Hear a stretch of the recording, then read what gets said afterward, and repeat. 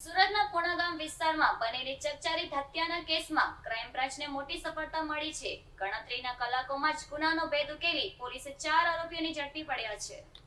સુરત શહેરના પૂણાગામ તળાવના main gate પાસે બનેલી ચકચારી હત્યાની ઘટનાનો ક્રાઇમ બ્રાન્ચે ઝડપી પર્દાફાશ કર્યો છે. ઘટનાએ સમગ્ર વિસ્તારમાં ભારે ચકચાર મચાવી હતી. પૂના વિસ્તારના એસએમસી ગાર્ડન નજીક એક વ્યક્તિનો લોહી લુહાણ હાલતમાં મૃતદેહ મળી આવ્યો હતો. બનાવની જાણ થતાં જ પોલીસ અને ક્રાઇમ બ્રાન્ચની ટીમો તપાસમાં જોડાઈ હતી. ઘટનાની ગંભીરતા લઈ વિવિધ દિશામાં તપાસ હાથ ધરવામાં આવી હતી.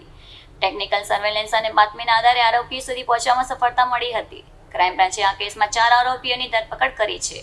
પ્રાથમિક તપાસમાં અંગત અદાવત અને જૂના વિવાદને લઈને હત્યા કરવામાં આવી હોવાનું સામે આવ્યું છે. આરોપીઓએ હત્યા કર્યા બાદ પુરાવા નષ્ટ કરવાનો પણ પ્રયાસ કર્યો હોવાનું પણ સામે આવ્યું છે.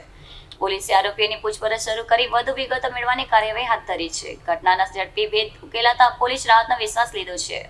હાલ 4 આરોપીઓ સામે કાયદેસરની કાર્યવાહી આગળ ધપાવવામાં આવી રહી છે. ગઈકાલે સુરત શહેરમાં પૂણા વિસ્તારમાં એસએમસી ગાર્ડન પર એક માણસના ગળામાં ઇન્જરી સાથેની એક ડેડ બોડી મળી આવી હતી.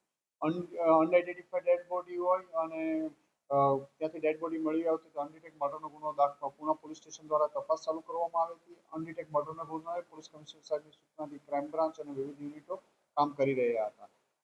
સૌપ્રથમ ડેડ બોડી આઈડેન્ટિફાઈ કરવામાં આવી તો ખબર પડી કે એક કરણ વાઘેલા કરીને છે, જેનું ભાવનગર જિલ્લાના સિહોર તાલુકાના બુઢાણા ગામનો રહેવાસી છે અને એકાદ દિવસ પહેલા ત્યાંથી અહીંયા આવેલો હતો.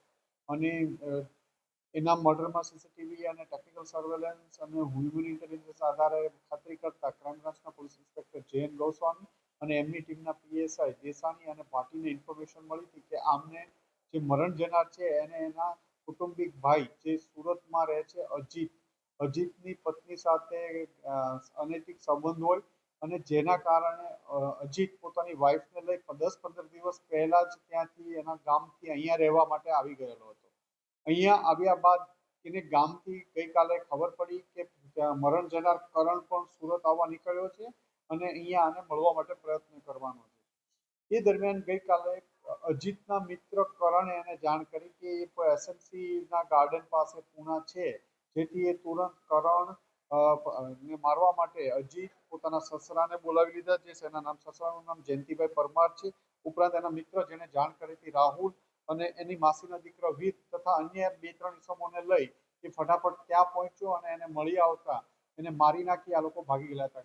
ક્રાઇમ બ્રાન્ચની વિવિધ ટીમો કામે લાગેલી હતી. ગઈકાલે ભાવનગર અને અમરેલી જિલ્લામાં એમની હોવાની શક્યતાના આધારે મર્ડર થયાના 1 કલાક બાદ જ ક્રાઇમ બ્રાન્ચની અલગ અલગ ટીમો અલગ અલગ જગ્યાએ રવાના કરવામાં આવી હતી. એમાં જે એના સસરા અને એ અહીંથી મળી આવ્યા હતા. ઉપરાંત 3 જણા કલ ભાવનગર અમરેલી જિલ્લાના લીલિયા ગામ પાસેથી મળી આવ્યા છે.